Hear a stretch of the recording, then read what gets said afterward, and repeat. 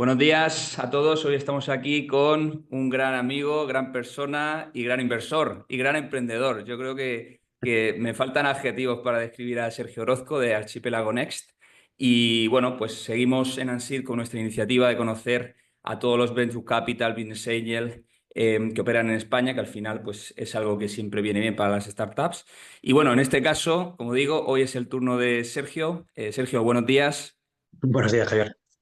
Muchas gracias por tu tiempo, lo primero, que sé que vas a tope, pero bueno, vamos a sacar 30 minutitos para comentar un poco pues, qué es Archipiélago, qué hacéis en Archipiélago y demás, ¿vale? Siempre me gusta arrancar un poco la entrevista preguntando quién es Sergio Orozco, para que la audiencia también pues, te conozca. Bueno, como me has contado ya un montón de cosas sobre mí, ¿no? Yo, aunque ahora efectivamente estoy a este lado, ¿no? Al lado del Venture Capital, yo cuando me presento, en cuanto hablo con los emprendedores, les digo que yo me considero más emprendedor que inversor. Lo que pasa es que ahora en este momento de mi vida estoy justo a este lado, ¿no? Entonces, claro, ¿quién es Sergio Orozco? Bueno, pues, tío, yo creo que yo he hecho muchas cosas, desde cosas más tecnológicas, como la startup que monté hace 10 años, ¿no? Donde tú y yo nos conocimos y demás, hasta Exacto. cosas más tradicionales, como dedicarme al mundo de los eventos y de experiencias que se puedan tocar, ¿no? Entonces, convivo entre lo más humano y más tangible y lo más tecnológico y más escalable, como es el software, ¿no? Y en este momento vital, pues acepté la oportunidad que me dio el equipo de Archipiélago de sumarme a ellos, ¿vale? Cuando acabó mi Ujú. momento de emprendimiento. Y ahora estoy a este lado, pues ayudando a otros emprendedores, tanto con el capital del fondo como con mis conocimientos a poder ayudarles en ese proceso de crecimiento, ¿no? Entonces ahora, la última versión de mí es eso, es Venture Capital y apoyo a emprendedores. Muy bien, muy bien. Yo te conocí cuando, como bien has dicho, eras emprendedor. Ya vi que tenías madera absolutamente de crack. Y oye, mira, ahora estás al otro lado, que como sabes es distinto. Bueno, por conocer un poquito más sobre el approach y la tesis de inversión de Archipiélago, antes de nada de meternos en tickets, valoraciones, startups, modelo de negocio, cuéntanos un poco cómo nace Archipiélago. ¿Cómo... Pues mira, Archipiélago es un fondo que empieza por la inquietud o el incentivo de las principales empresas canarias, ¿vale? Entonces, este perfil de empresarios decide montar un fondo para potenciar la tecnología y el apoyo al ecosistema y a las startups, ¿no? Entonces, bueno, pues creo que empezaron 8 o 10 empresas, ahora son veintitantas, 30, y entre ellos son básicamente los que ponen el capital para el fondo. En este segundo vehículo probablemente se abra a otro tipo de tickets o de LPs que se puedan sumar, pero originalmente Archipiélago, y por hacerte la versión rápida, es eso, es el capital de empresarios canarios que deciden invertir no solo en Canarias, sino en el resto de la península principalmente. Eso te iba a decir, porque a día de hoy, de hecho, Archipiélago, aunque todo el capital, entiendo que, como dice, ¿no? Es canario, al final sois de los más activos a nivel nacional, ¿verdad? Sí, sí, sí, vamos, yo llevo como 3 años y la realidad es que el movimiento está siendo muy intenso, muy, muy intenso. En ese sentido, ¿en cuántas startups con los diversos vehículos habéis invertido hasta la fecha? Yo creo que el primer fondo debería tener unas 50 inversiones, 40 y tantas inversiones, 40 y Buah, muchas. se dice Sí, pronto. y con el nuevo, y con el nuevo vehículo debemos llevar ya como 10 el nuevo fondo. Como 10. Vale, vale, vale, vale. ¿Cuál es el tamaño del fondo actual? Cuando hablas Pues del nuevo. sí, objetivamente tenemos un fondo de 20 millones. O sea, está todavía, Ujú. se cerrarán tickets, se podrá sobreescribir un poco y más, pero yo creo que en nuestra cabeza, en la cabeza de quien está en el día a día de esto, 20 millones es una cifra con la que estamos cómodos por el tipo de inversiones que Ujú. hacemos y por la red que trabajamos. Eso es. Vale, ya lleváis 10, comentas, ¿no? Sí. Vale, vale. Tenéis ya, entiendo también, ¿no? Seguís analizando operaciones continuamente, porque al Sí, final, y yo bueno. creo que se parecerá mucho al primer fondo. Probablemente Ujú. este fondo acabe siendo unas 40 y tantas, 50 inversiones. Eso es. Ujú. Vale, metiéndome ya un poco en la tesis como tal, ¿cuál es el ticket que soléis meter? ¿Con qué os sentís cómodos? ¿Sois lead investor? ¿Sois follower? ¿Invertís en seed, en serie A? ¿Cuál es un poco digamos, el Sí, yo approach creo que ese? intentamos bajarnos cada vez más a los comienzos, ¿no? Pero es cierto que al final, obviamente, nada de pre-revenue todavía. Eh, la historia corta sería que nuestra entrada suelen ser tickets de 100, 200 mil. En un porcentaje mayoritario de las inversiones no somos líderes, pero es cierto que cada vez más, o sea, si hay un proyecto que merece la pena y que hay un buen match con el equipo fundador, podemos liderar. Y el follow, el máximo de la operación permitida con una sola startup es hasta 1 millón de euros en la Hasta un diferente millón por startup, ¿no? eso es en las diferentes fases de follow. Pero bueno, yo creo que nuestro primer ticket o donde somos más conocidos es eso, en series seed con tickets de 100, 200 mil. Ujú. ¿Y qué modelo de negocio buscáis? Yo creo que aquí hemos abierto mucho el abanico de posibilidades. Yo, por ejemplo, en mi caso, pues tengo mucho más conocimiento en software B2B, por cual, ya no por mí, sino que el propio fondo ya venía con esa inercia. Entonces yo creo que Ujú. estamos mucho más cómodos en eso, ¿no? En soluciones de software.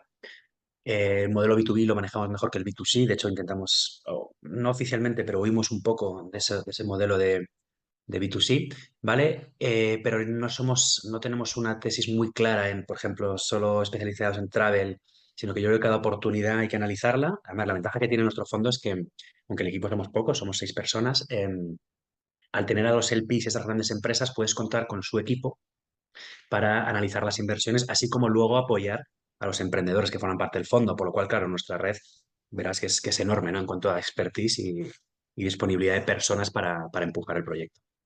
¿Buscáis también en algunos casos esa sinergia entre la startup, que es al final B2B, con también los grupos canarios que están dentro del fondo? Sí, o sea, yo creo que al final ese smart money, ¿no? Que tanto se oía en la época en la que yo pedía dinero, o ahora también cuando, cuando lo ponemos, yo creo que el capital es importante, por supuesto, es para lo que está el fondo de Venture Capital, pero hay que tener en cuenta ese tipo de cosas, ¿no? Igual que somos un fondo como muy cercano con el emprendedor y estamos a disposición para ir ayudando en esas fases, que haya sinergias entre nuestras grandes empresas, digamos, y los startups es importante. Ya no solo a nivel de negocio, probablemente a nivel de conocimiento o a nivel de resolución de problemas. Entonces, sí, sí, nuestro fondo es muy activo en este tipo de interacciones. De hecho, traemos startups a nuestros comités para que los dueños de las compañías, sus perfiles de management, puedan interactuar con ellos y buscar soluciones conjuntas. Ujú. Yo creo que una cosa que precisamente me comentan muchas startups, que sois muy proactivos, sois muy cercanos también, y eso yo creo que se agradece, ¿no? Al final, es lo que tú dices, nosotros cuando nos conocimos, tú siempre hablabas, ¿no? De buscar smart money, cuando estabas en la etapa emprendedora y demás, y yo creo que al final es algo diferencial, porque, oye, quizás luego en unas fases más avanzadas, es cierto que ya es más complicado, porque ya es más dinero lo que se pone, y al final son más socios financieros, ¿no? Como tal. Pero bueno, en esta etapa se agradece, sobre todo cuando Claro, tienes que lograr esa atracción.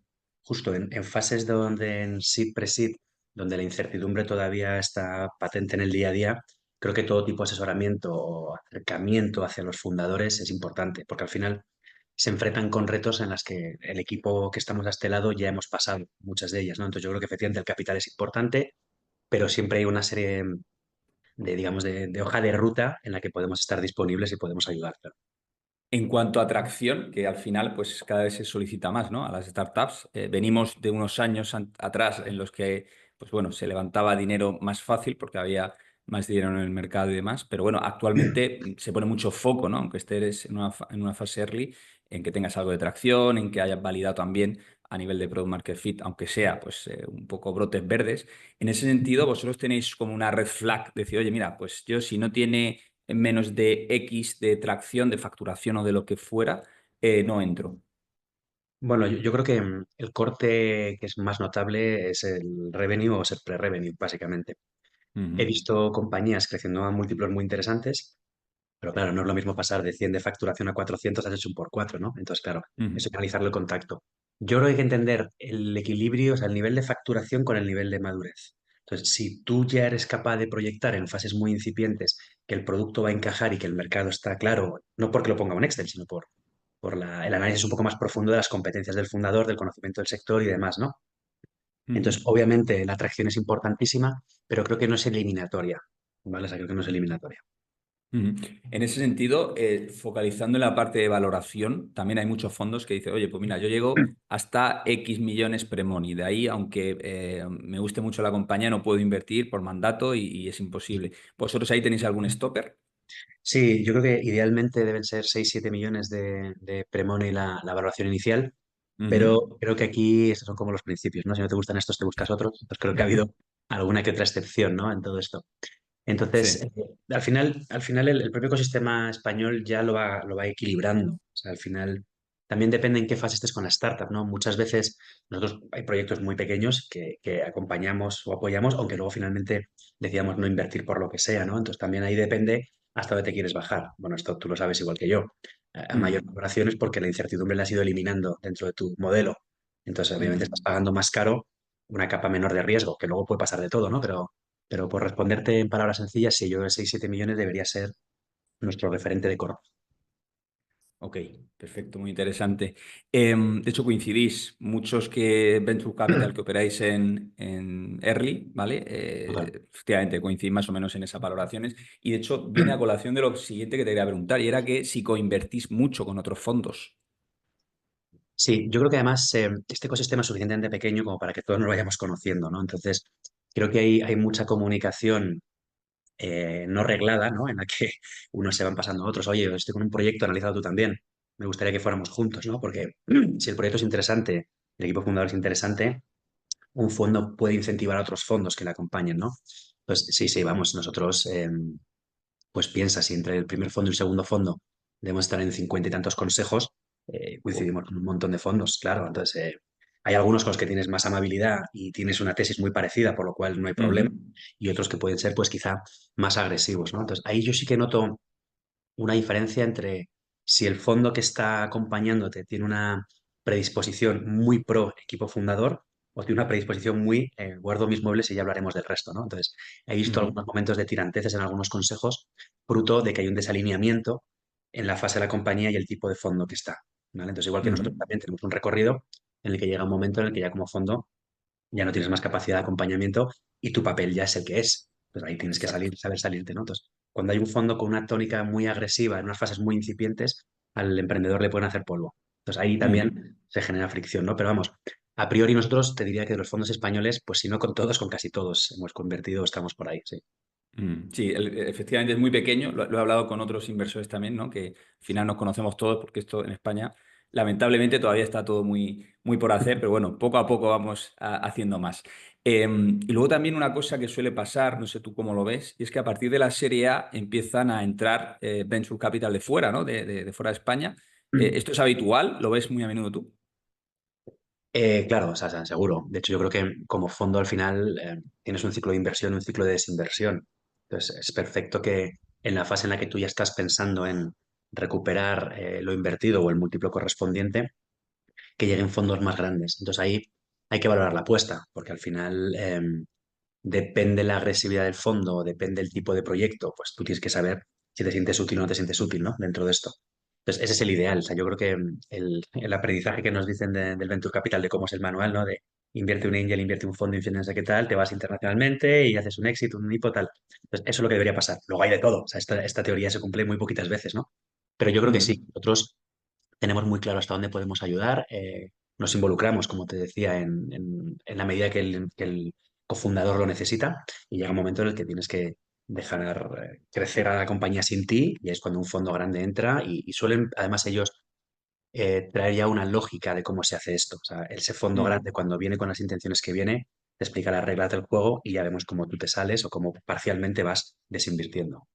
Totalmente. Yo, de hecho, en las operaciones que he podido estar, de una u otra forma, realmente el venture capital de fuera de España me refiero, quiero decir, para él es una validación que haya venture capital como Archipiélago u otros de España que hayan invertido, porque entiendo que también le da como seguridad jurídica, también entiendo pues que dirá, oye, pues si han invertido previamente será porque pues es una startup que está siendo diligente, que está haciendo las cosas bien. Entonces, muchas veces buscan ese inversor institucional, ¿no? Que ellos llaman en este sentido. Y por eso creo que es fundamental tener claro que en las primeras fases, sobre todo, dinero en España hay. Es que muchas veces yo escucho, no, es que en España no hay dinero. Yo creo que en España para startups que hagan las cosas bien, creo que sí hay. Sí, yo creo que hayas dicho algo que es importante, ¿no? Que es esa validación. Al final, un inversor profesional ya no solo depende del ticket que ponga, sino la credibilidad, ¿no? Entonces, al final aquí no todos nos conocemos, ¿no? Entonces, para un inversor internacional, tener un fondo con un portfolio grande, con una credibilidad grande, es importante, ¿no? Y decías si dinero hay. Hombre, yo creo que los buenos proyectos incluso generan ese FOMO, ¿no? Y esa pelea y empiezan los fondos a darse codazos para poder entrar, ¿no? Y otros cuantos, pues obviamente no levantan capital. Dinero siempre hay, otra cosa es que esté más o menos competido, ¿vale? Exacto. Pero es cierto que ahora ha habido un momento ahora de menos alegría probablemente, ¿vale? O sea, yo viví Ujú. como emprendedor momento COVID, cuando de repente levantar capital era imposible y en travel menos todavía. Y ahora efectivamente creo que también es fruto de que no ha habido suficientes éxitos, no ha habido suficientes desinversiones, claro, porque tú no puedes invertir si no está pasando lo que tiene que pasar en otros niveles, ¿no?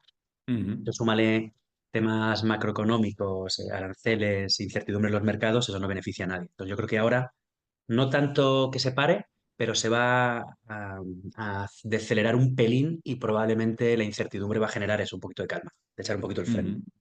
De hecho, estamos viendo cómo muchos inversores ahora cogen esos proyectos que a lo mejor no crecían súper rápido quemando capital y tal, y ahora son como, digamos, los proyectos buenos, ¿no? Que ellos van buscando porque condenan a lo mejor. Yo, por ejemplo, ahora me pasa que hablo con VCs y cuando dicen, no, quemas mucha pasta, en ese momento es como, wow, a lo mejor ya no es tanto lo que busco, ahora busco a lo mejor crecimientos más medidos. Cuando hablo más medidos, quiero decir, tienen que seguir siendo fuertes, pero a lo mejor no pues esa exponencialidad bestial de un año a otro. ¿Cómo lo ves tú eso? Claro, yo creo que aquí también cada fondo tiene su tesis, ¿no? Porque hay quien valora hacer 10 inversiones con ese nivel de riesgo altísimo para que dos le salgan insuficiente. Hay quien opta por dinero más seguro, con crecimientos moderados, pero estables y con buenos cimientos, ¿no? Entonces ahí no te sabría responder porque creo que nosotros somos de los que invertimos en disrupción de verdad, o sea, en un Ujú. proyecto con fuerte disrupción, con fuerte crecimiento y claro, y con fuerte volatilidad, ¿no? Entonces, el venture capital o el capital riesgo, que no sé si se llama riesgo por equívoco, ¿no? Pero creo que debería seguir apostando, ¿no? Por lo menos seguro, o sea, por Sí, la sí. visión de alguien que quiere hacer una disrupción o por la visión de alguien que quiere hacer que nuestras vidas cambien o que un problema se resuelva, ¿no? Eso es. Ujú, totalmente. Volviendo también un poco a la parte de startup, que muchas veces le preocupa, ¿no? Cuando empieza el roadshow con inversores, oye, pues este fondo está tardando en responderme, este otro tal. En vuestro caso, ¿cuánto tiempo tardáis aproximadamente desde que os entra un lead hasta que decidís si vais adelante o no? Claro. Sí, es muy buena, porque ahí es cierto que hay que ponerse en los zapatos del emprendedor, sobre todo porque si finalmente vas adelante y la relación funciona, hay un porcentaje altísimo que es la confianza y la credibilidad, ¿no? Bidireccional, además. ¿Nosotros cuánto tardamos? Bueno, nuestros leads, ¿no? Los deals que nos van llegando llegan por diferentes vías. No sé, nosotros más o menos, por darte un ratio, te diría que estamos invirtiendo en una de cada 100 que nos llega. O sea, por tener una Ya cifra un ves. poco redonda, ¿no? Es grande. El proceso de análisis implica mucho trabajo. Entonces, Ujú. desde que llega un deal, que no es lo mismo que llegue a puerta fría, que llegue recomendado, que lo veas en un evento, ¿vale? Creo que también hay una fase de cualificación del funnel desde el principio, depende de dónde llegue.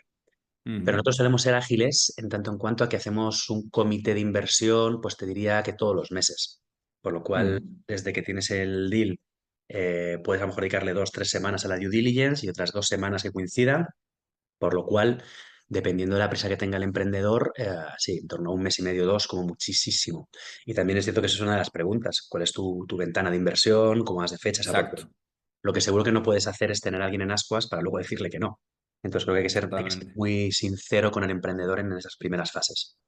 Ahí vosotros entiendo que también os metéis en notas convertibles o solamente en equity. Lo digo porque, claro, muchas veces esa nota convertible, un inversor que, oye, confía en ese momento, es que le da la vida, ¿no? A la startup. Total, sí, sí, no, no, el formato nota convertible creo que es muy flexible para ambas partes y yo creo que efectivamente al emprendedor le ayuda a ese empujón de tranquilidad y al final haces un poco de bola de nieve, ¿no? Pues vas cerrando tickets y al final parece que lo más complicado es levantar el primero porque luego los demás van por inercia, ¿no? Entonces yo creo que ahí esa fórmula es flexible, sí. Incluso ha habido veces que han sido tickets más pequeños, o sea, de 50.000 para ver cómo arranca, Ujú. con un compromiso luego de poner el resto. O sea, yo creo que ahí hay que estar abierto y ser suficientemente flexible para no ser tú un stopper en la vida de la compañía. Totalmente. Por eso es tan importante que los VCs que bajáis a la serie, bueno, SEED, en ese sentido tengáis, en mi opinión, pues esa cintura, ¿no? Porque al final, en las primeras fases, todo es tan volátil que en el momento en el que a lo mejor dices, venga, pues tengo 6 meses para cerrar la ronda y de repente nadie te mete dinero y todos están a la espera de que otro se mete, que todo esté ya cerrado. Yo he visto, pues eso, lamentablemente cosas que, pues, se han dilatado demasiado y al final por la caja pues se mueren los proyectos. Eso lamentablemente Sí. es así a veces. Efectivamente, en series seed o pre-seed Mm. es importantísimo esto. Y luego incluso con los followers, al final transmitirle confianza o bueno, si vas a decirle que no, le dices que no. O sea, que no mares, o sea, no mantengas en las Exacto. cosas a alguien para que luego, porque al final, bueno, otra cosa que también me he leído a los emprendedores, que eso es lo que hacía yo, o sea, al final tú quieres un tipo de fondo, pero llega un momento en el que necesitas capital, por lo cual abres todas las opciones que tengas y ya las vas macheando y al final hay cierta competición. O sea, al final creo que se ha dado la vuelta un poco el ecosistema, ¿no? Yo recuerdo cuando hace 10 años empezaba con esto, que nos decían, ¿no? Cómo perseguir a los inversores y cómo tal, ¿no? Y de repente eran como que entraban los rockstar en el evento y todo el mundo encima. Yo creo que ahora el papel del inversor se ha equilibrado mucho en cuanto al emprendedor y el buen emprendedor, el capital se le acerca y el buen Eso es. inversor, los leads o los deals le llegan. O sea, nosotros, por ejemplo, parte de lo que hacemos es que llegan un montón de referidos. No hay nada mejor que una startup en la que tú has invertido te Ujú, recomiende a proyectos de nivel, o sea, no recomendar por recomendar, pero proyectos de nivel y hable bien de ujú. nosotros, por lo cual te llegan muchos deals de mucha calidad. Eso es. Totalmente. Uno va generando marca también y, oye, esa validación es absolutamente clave.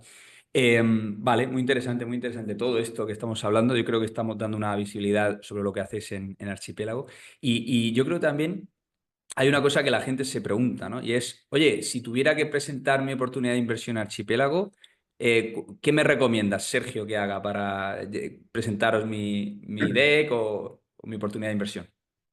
Sí, yo creo que aquí hay un error de base que parece que un emprendedor se sienta con un inversor y se quiere llevar ya. Sí, pero vas a invertir. Pues creo que el proceso de venta, porque tiene muchas similitudes con un proceso de venta en B2B tradicional, hay que ir Ujú, desgranándolo poco a poco. ¿Qué harías en la primera sesión? Pues despertar un poco el interés, ¿no? No hace falta que me enchufes un deck de 30 páginas, hace falta que despiertes el interés, que hablemos, que me des un tip y que a partir de ahí digamos, oye, pues venga, sí me interesa, ¿no? Entonces ahí ya empiezas con el proceso de due diligence. Entonces creo que ujú, muchas veces los emprendedores, me siento también incluido, vamos a saco, o sea, a por él. Entonces creo que hay que fasear mucho el proceso y ujú, construir un funnel de decir, oye, ¿dónde estoy con el inversor? ¿Dónde quiero llegar? Y desde aquí empezar a hacer cierres, poco a poco. Pero organízate. ujú, No sé si es un one page, no sé si es una llamada, no sé si a lo mejor es conocernos en un evento para luego quedar otro día, pero hay que ir ujú. poco a poco, ¿no? Porque con la cantidad de información y cantidad de mails que recibimos, que te llegue un modelo financiero, un deck gigantesco y 4 vídeos a sopetón, probablemente voy a hacer una lectura diagonal y se me pueden pasar oportunidades, ¿no? Entonces, creo que el emprendedor tiene que ser un poco hábil, tocar todas las puertas y tener paciencia en ir construyendo esa relación con el inversor. Así es. Hay una cosa también, no sé si tú lo compartes, y es que muchos proyectos a veces la parte financiera la tienen un poco, digamos, ahí, por dejarlo, por decirlo de alguna forma.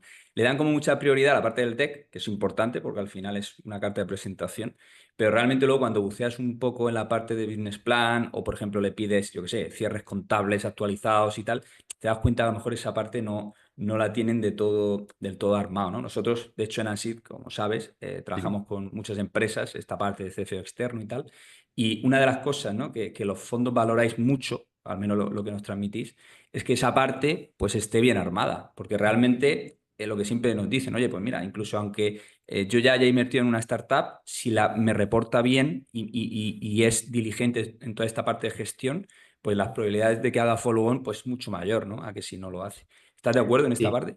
100%. Y luego, o sea, bueno, o sea, vamos, segundo lo que estás comentando. Y creo que en primeras fases, efectivamente, cuando ya te metes en temas de hoy, que el producto, la idea, marketing, claro, siempre se queda como el hermano feo, ¿no? Toda la parte de finanzas. Y pues llega un momento en el que es fundamental profesionalizar todo esto, ¿vale? Ujú, Y profesionalizar todo esto implica o bien una versión externa, ¿no? O ya en fases más, más altas, meter a alguien de la compañía. De hecho, nosotros hemos dado varios toques de atención en due diligence, por decir, oye, ujú. solo seguimos adelante si esta parcela de tu compañía la pones en orden como debería ser. Eso es. Totalmente. Suele ser muy habitual, que al menos lo que yo veo, que la figura del CFO no está. Quiero decir, normalmente pues la figura del CEO, del CTO, eso sí está siempre, porque si no directamente es que no hay compañía por lo general. Pero esa figura, bueno, pues se deja un poco en tierra de nadie. Y luego los inversores que son muy financieros, pues os gusta que esté eso en orden, sin duda. Oye, bueno, perdona, Sergio, ¿ibas a decir algo? No, no, justo, que es que estaba pensando eso en casos que me vienen a la mente de reportes que son literatura, o sea, que no hay por dónde cogerlos, ¿no? Entonces, al final, incluso que un emprendedor te cuenta una cosa y al mes siguiente te cuenta otra, pues cuando corre, tío, pero esto no podemos bajarlo a unos números ordenados en los que me viene bien a mí, pero también te viene bien a ti. Es que ni siquiera sabes qué Exactamente, va a pasar con tu compañía en los próximos 4 meses. Entonces, eso sí totalmente. que es importante y quizá tiene menos glamour dentro de lo que es una startup, pero creo que es algo que es por el bien de ambos, ¿vale? O sea, yo no me lo llevaría a mí como inversor, sino que el propio emprendedor tiene que tomar conciencia de lo que es la pata financiera para su negocio. Hace poco un VC vamos, muy importante de aquí de España me decía, oye, nosotros se arriesgamos porque sabemos a lo que nos dedicamos, pero también queremos una gestión que sea pues acorde. Luego podrá haber product market fit, podrá pasar mis cosas, pero claro, hay que llevar en orden porque realmente es una empresa. No olvidemos que una startup es una empresa, es una pyme de toda la vida de Dios que tiene una serie de condicionantes que la diferencia por ese crecimiento inorgánico, etcétera, Total, pero tiene que cumplir pues, la diligencia y ser profesional en todos los ámbitos. Entonces, bueno, eso es algo que me repiten mucho. total. No, no, vamos, lo tienes igual de claro de lo que habría dicho yo, sí, seguro. Oye, yendo un poco al panorama, aunque lo has dicho ya, y por ir cerrando la entrevista, que tampoco te quiero robar más tiempo, actualmente, ¿cómo ves el tema de las valoraciones? ¿En tu opinión han bajado, han subido, están igual? Sí, yo sí que creo que ha habido ajuste, ¿vale? Pero ya lo viene viniendo, o sea, ya viene habiéndolo desde hace tiempo, ¿vale? Creo que hubo un momento de, no sé si lo llamaría locura, ¿no? Pero de exaltación y que parecía que el capital era gratis, ¿no? Entonces yo creo que ahora mismo hay contención de las valoraciones, hay contención del número de inversiones, un poco como hablábamos al principio. Entonces, no creo que sea negativo, creo que básicamente es un reajuste. O sea, porque cuando pides valoraciones de millones contra PowerPoints, es complicado, es muy complicado, ¿no? Entonces yo creo que hay cierta sensatez ahora, pero entonces hay que hacer una lógica de dilución del propio emprendedor y entender cuál es su camino. Y si ahora más en esta fase incipiente tienes que ajustar tu valoración para poder crecer y luego aumentarle y demás, pues bueno, el múltiplo de dilución va a ser parecido, ¿no? Pero yo creo que ahora estamos en un momento bastante equilibrado, bastante equilibrado. Ujú. Ni se pagan Hay una cosa, locuras, ni se aprieta demasiado tampoco. Hay una cosa también súper importante, es el tema de las down rounds, porque realmente en el momento en el que se produce una down round, bueno, ahí bastante crítico. Luego, oye, puede ser que la compañía siga y siga creciendo, pero es verdad que ese ajuste hay que tener en cuenta que si me paso de frenada en esa primera valoración, luego si la atracción no lo sustenta de cara a una siguiente ronda pues, más grande en la que ya se van a ver unit economics 100%, pues puede haber esa eso también entiendo que a los fondos os da un poco de, ¿no? De decir, oye, Bueno, es que manchas la credibilidad y manchas la relación en sí misma, ¿no? Porque si yo te compro que esta valoración es alta y quiero poner una cláusula no dilutiva, que no somos muy amigos de eso, ¿no? Pero una cláusula antidilución y luego tienes que bajar la valoración y me tienes que compensar, son ujú, relaciones que ya empiezan muy torcidas, ¿no? Entonces yo creo que el emprendedor tiene que ser sensato y entender el ujú, momento. Y el fondo también, ¿eh? El fondo también tiene que no intentar hincharlo porque el siguiente, sino que tiene que ser exacto. consciente con lo que está pasando y sobre todo pensar que esto es un ejercicio de largo plazo. O sea, si yo invierto en ti, al final tenemos, pues en el mejor escenario 5 o 6 y en el peor 8 o 10 años estar juntos, ¿no? En el peor, en el más largo, ¿eh? No el peor. Ujú. Entonces, claro, esa relación se construye. Entonces, como empieces ya con ese tipo de problemas y de dudas en ambas direcciones, puede ser complicado, muy complicado. Así es, así es. Oye, Sergio, y por acabar, siempre me gusta cerrar con una pregunta, ya sea un inversor, una empresa, porque al final, bueno, esto va un poco de mirar hacia adelante, hacia el futuro. En este caso, ¿dónde ves Archipiélago en 5 años? Bueno, Archipiélago está siendo muy, muy consecuente con lo que hacemos, ¿no? Desde, pues, yo llevo 3 años, pero ellos llevan 7, digamos. Entonces, el primer fondo, el segundo fondo tiene mucha coherencia. El tercer fondo seguirá con la misma coherencia, ¿no? Entonces, yo creo que Archipiélago ya ha salido, ¿no? Del capital solo canario, o sea, somos referente en España. Entonces, ¿dónde lo veo? Pues probablemente captando capital y siguiendo haciendo, o sea, seguir haciendo lo que seguimos, lo que sabemos hacer, ¿no? Pero nuestra tesis era parecida, ¿eh? Yo creo que nosotros, el tipo de ticket que tenemos, el tipo de tamaño de fondo y demás, es coherente, es lógico cómo lo gestionamos, los múltiplos salen, el retorno es bueno para los inversores. Entonces, no creo que nuestro camino sea hacer fondos cada vez más grandes, sino tener más vehículos que generen esta misma inercia. Y seguir en seed, ¿no? Que os sentís Sí, cómodos, per seed serie pre-seed, A. total. Ujú, Yo creo que seed pre-seed estamos bien, acompañamos esta serie A en función de... Pero sí, ujú. yo creo que lo que estamos haciendo ahora serán los próximos 7 o 10 años que lo disfrutaremos y que sobre todo eso, pues, como te digo, que otras startups nos recomienden es lo que a un fondo le enorgullece, ¿no? Eso es. Muy bien, Sergio. Pues oye, te doy las gracias por tu tiempo. Enhorabuena por todo lo que hacéis en Archipiélago. Soy, vamos, un referente y de los más activos de España y sé que vais a seguir haciéndolo porque sois gente súper top que gusta mucho toda la parte de startups.